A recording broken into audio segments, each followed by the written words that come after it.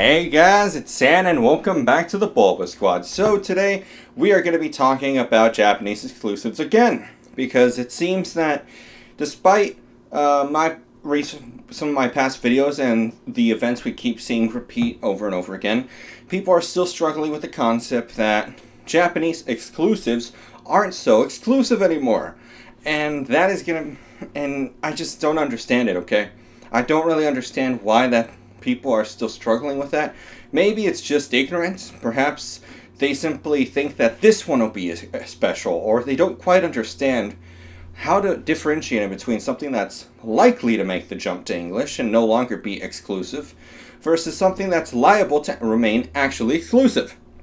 So, for those of you who don't know what I'm talking about, the Arceus V promo is going to end up being in an Arceus V collection box, akin to the EV Premium Collections, in which the V alternate arts from EV Heroes and the V Max alternate arts from the lottery cards made the jump.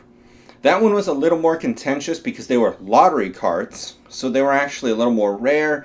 It would be bizarre for them to make the jump, is what a lot of the arguments were, and they did. Then, on top of that, we had the Espeon VMAX alternate art make the jump, which, for those of you who didn't know, that was, I believe it was Pokemon Center, the little box. It was a really nice decorative Eevee Hero box. And the exclusive promo in that was Espeon VMAX alternate art.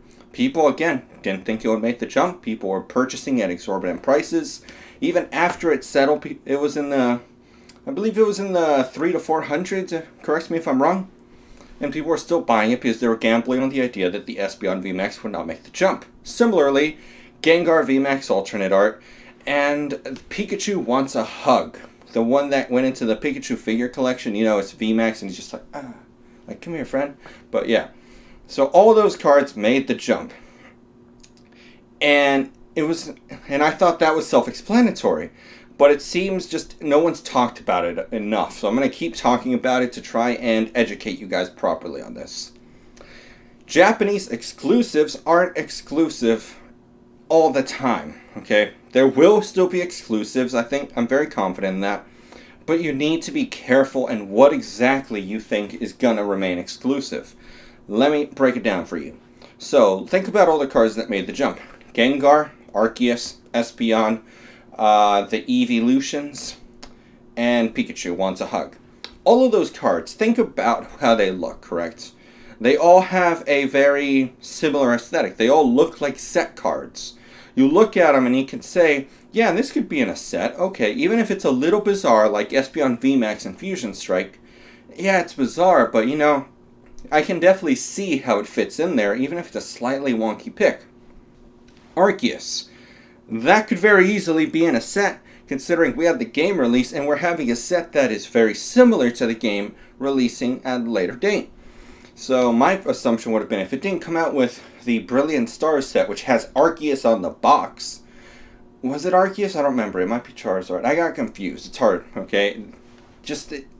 So much stuff going on just that I've been missing. But back to what I was saying. I would assume that it would have made the jump. So I didn't want to pick any up.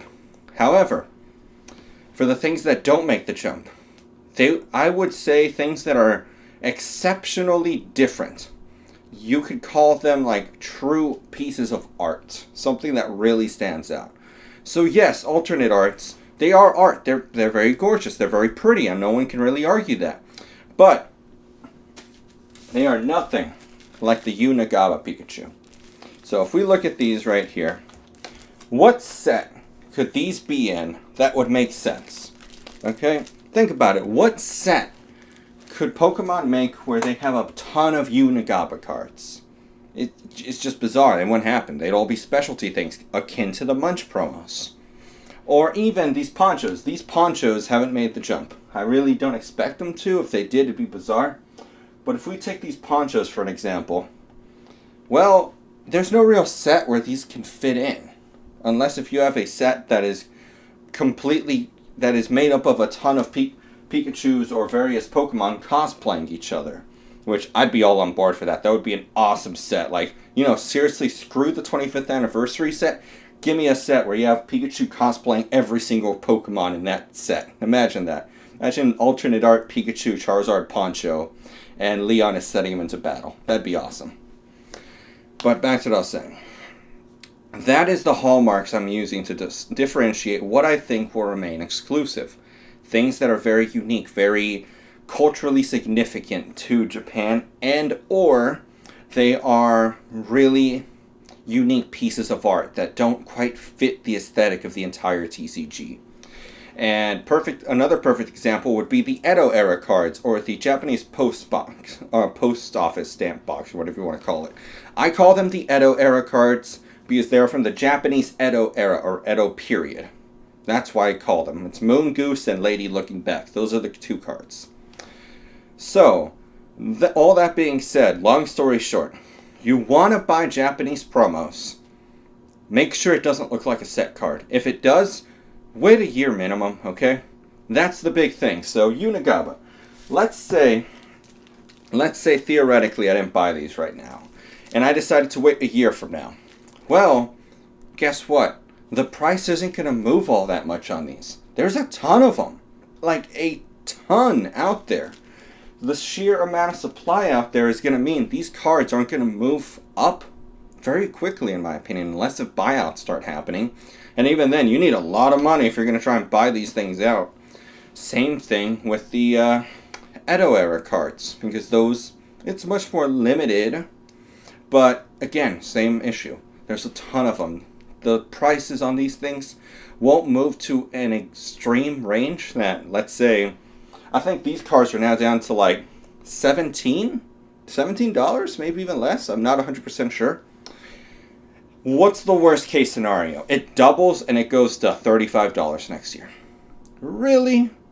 Really? That's not that bad, honestly. Yeah, for investing purposes, that's a bad entry point because it's double what it was last year. So what are the odds it doubles again? But if you're a collector, it just makes no sense. Like, that's not that bad. So you kind of take my point.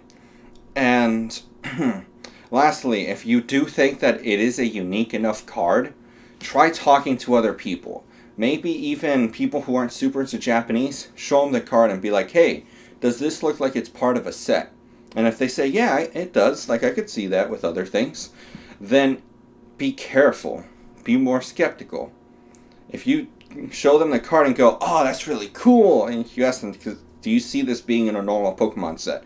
Could you see this being in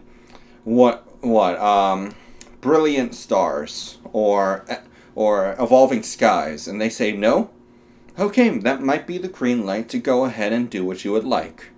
But that's all I got for you guys today. That's all the information I can give you. Tell me, do you disagree with my statements? Do you think there's a much more objective way to try and tell what will be an English or a Japanese exclusive and what will actually make the jump?